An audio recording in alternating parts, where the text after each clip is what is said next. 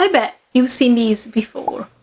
Perhaps you were walking around in the Japanese art section at the museum, or perhaps you were flipping through a Japanese art book, or perhaps you were just chilling and playing Animal Crossing. But I think you might recognize these apparently simple clay figures with hollow eyes and a wide open mouth. And you may have wondered, what are these? Why were they made? And why were they found on top of ancient Japan's burial mound? These are Haniwa, I'm Franchi, and in today's video we are going to talk about all about Haniwa, and we're going to explore what they tell us about ancient Japan's power, beliefs, and art. So let's jump right in.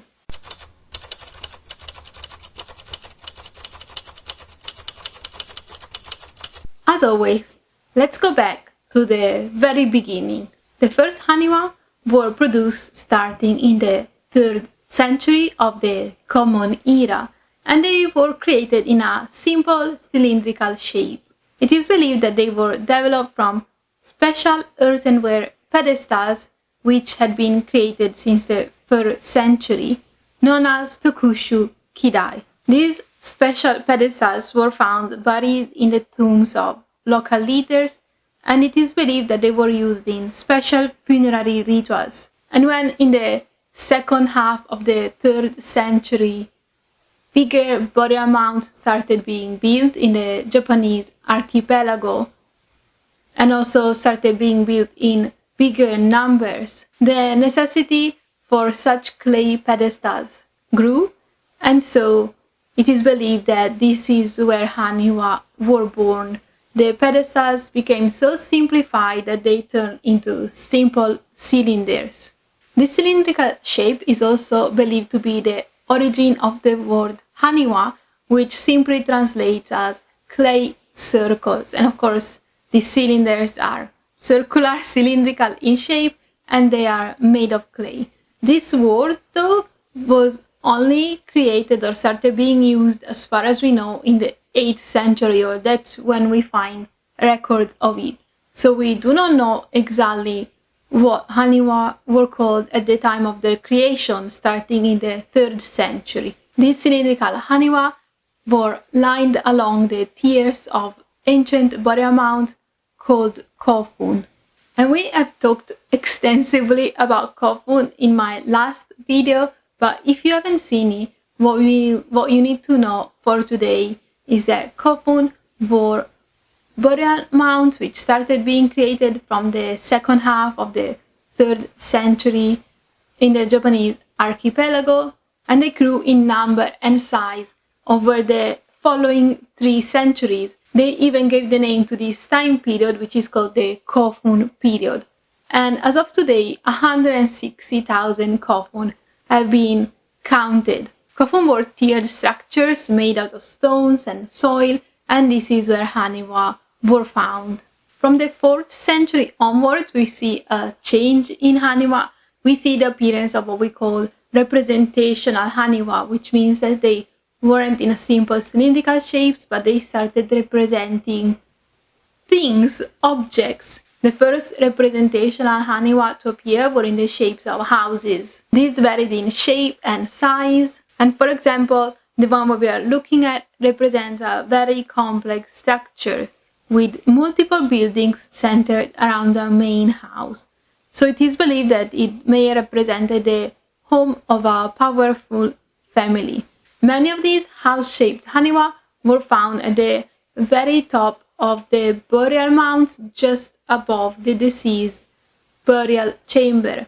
And so it is believed that they may have had a special meaning or special uses that the other Haniwa didn't have. In fact, it is believed that the house-shaped Haniwa may have worked as a kind of home for the deceased soul in the afterlife. But also it is believed that special funerary rituals took place at this location, and so that the Haniwa may have played some kind of role in these rituals. These rituals, it is believed that they worked towards legitimizing the passage of power from the deceased leader onto their successor.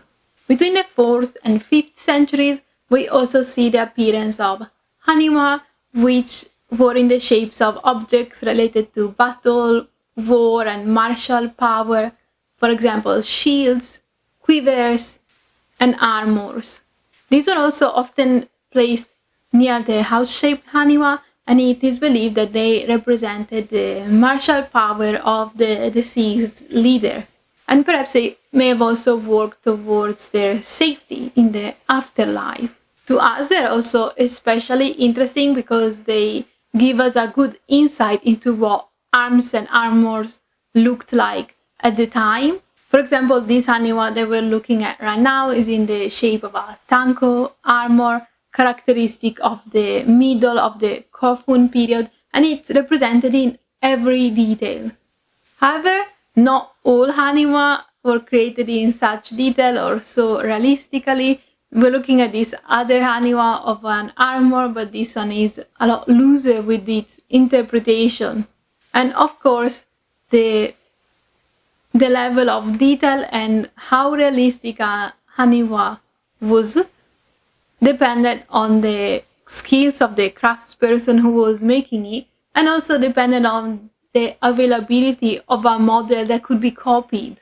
At the end of the 4th century, another type of Haniwa also appeared. We're seeing that everything is being developed very quickly. New styles appear very quickly in this span of a couple of centuries. And this new type of Haniwa depicted animals and people. At first, it depicted animals, especially waterfowls, which were placed on the moats which surrounded the Kofun. And then about a century later, the moment that I think we've all been waiting for, everybody's favorite Haniwa is Haniwa depicting people, appeared. These were usually placed on slopes of the Kofun as well as flat surfaces, and usually they were found in rows or sometimes in arrangements which to us remind us of ceremonies and festivals, perhaps events which took place during the deceased's life, or perhaps ceremonies which took place after their death. One of the most famous people Haniwa is this Haniwa warrior, which has been declared a Japanese national treasure, and it is considered one of the most realistically made Haniwa figures. We see a male figure clad in armor, and it is believed to represent a high-ranking person of authority. And once again, we can see how Haniwa can illustrate to us in detail the equipment of warriors in the 6th century. The helmet is in a style unique to the Japanese archipelago, which features cheek guards to protect the face and plates to protect the back of the head. We can see it features small clay grains pasted onto the dome section, which creates a faithful representation of helmets created by combining iron plates and fastened with rivets. We can see that the armor flares out at the hips and covers the upper part of the leg, and it seems that it was made by stitching together small iron plates. The Haniwa has a long thick sword hanging from his waist, and is also holding a bow in the left hand, has a quiver on his back with arrows. So we can see that this is a fully armored and fully armed warrior. Let's look at another beautiful and elaborate Haniwa. This time we're looking at a female figure who is believed to have represented a priestess. She is represented sitting on a chair, and she's wearing very elaborate garments. We can see a cloth draped over her right shoulder and sashes covering both of her shoulders, as well as a sash around her waist.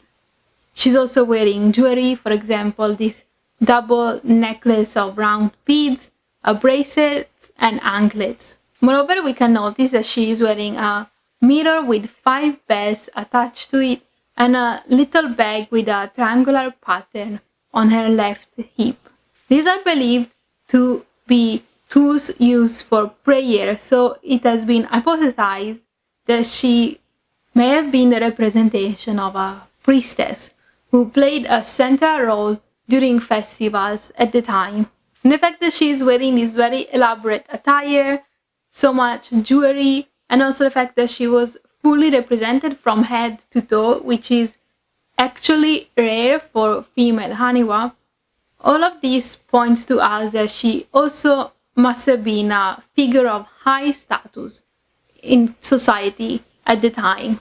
But what about more enigmatic and far less detailed figures?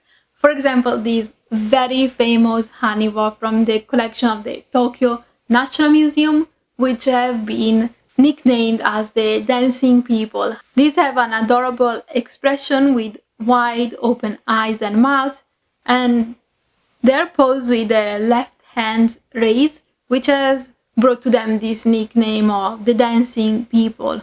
We can see that they feature much less detail compared to the other Haniwa that we have looked at so far. To be honest, it is still unclear what they may have represented. Traditionally, it was said that they were representations of dancers at a festival, which must have happened during the deceased's lifetime.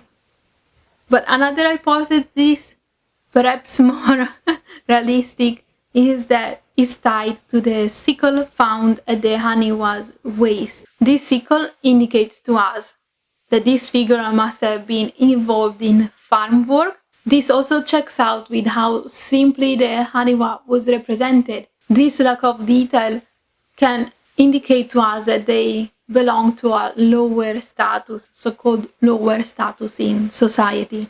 And due to the arms pose and to the presence of horse-shaped Haniwa excavated nearby these two, it is actually believed that they could have represented horse herders, and that the arms were in that pose because they were holding horses' reins. So because we have mentioned them, let's look at some horse Haniwa. These started being made from the latter part of the 5th century and to the 6th century, which coincides to the time when horses were introduced into the Japanese archipelago. This horse Haniwa that we're looking at is in particularly good condition, and even the finest details on the horse's harness remain intact. The horse's mane is trimmed straight and tied at the top of the head, and the hair of the tail as well is neatly tied up. The horse's fittings are decorated with bells, and the body of the horse is also equipped with a saddle, stirrups, and mudguards. Horse harnesses have been excavated from ancient tombs, and this Haniwa, when compared, we can say that it is a faithful reproduction of such harnesses. So we've seen a few different types of Haniwa so far, and some of the most iconic, well-known Haniwa out there. But you may be wondering, why were they made? We have mentioned a few uses, for example, for the house-shaped Haniwa. But let's talk about it a little bit more in depth. We do not have records of the time telling us about Haniwa, how and why they were made. However, a few hypotheses have been put forward. The first one is that Haniwa demarcated the limit between the world of the dead and the world of the living. This seems especially believable for those cylinder-shaped Haniwa which were lined all along the tiers of the Kofun burial mound, really creating this kind of demarcation line to the burial grounds, to the world of the dead. And at the same time, it is also believed that Haniwa worked toward protecting the deceased in the afterlife and creating a familiar and comfortable resting place for them. As we mentioned, house-shaped Haniwa, it is believed that they may have been believed to contain the deceased soul after their death. And something that I learned when researching for this video is the placement of Haniwa and how and if they would have been able to be seen by people. So when it comes to house-shaped Haniwa, for example, these were placed at the very top of the burial mounds, which means that only the people involved in those funerary rituals would have been able to see them. So that's why it's also believed that the house-shaped Haniwa played a role when it came to the deceased and the afterlife itself, and also played a role in these rituals because people present would have seen them. However, the majority of people would not have been able to see house-shaped Haniwa. This was different from the cylinder-shaped Haniwa and people-shaped Haniwa if they were lined up along the tiers of the Kofun or placed on slopes which were visible from below. In that case, other people may have been able to see Haniwa as well. And as we mentioned, the detail level and the quality, let's say, of Haniwa changed depending on who made it and, what kind of model were they copying. However, in general, Haniwa kept a very simple appearance throughout the time frame in which they were made. They were made of simple unglazed earthenware and made out of coins or slabs of clay, and fired at low temperatures, which made it like an easier process. From a practical point of view, I think this is very understandable. It makes sense because at certain body mounts, at the biggest body mounts, for example, at the Kofun of Emperor Nintoku, it has been estimated that as many as 29,000 Haniwa were placed. So when creating such huge number of artifacts, you might want to keep it simple in order to be able to create so many in a decent time frame.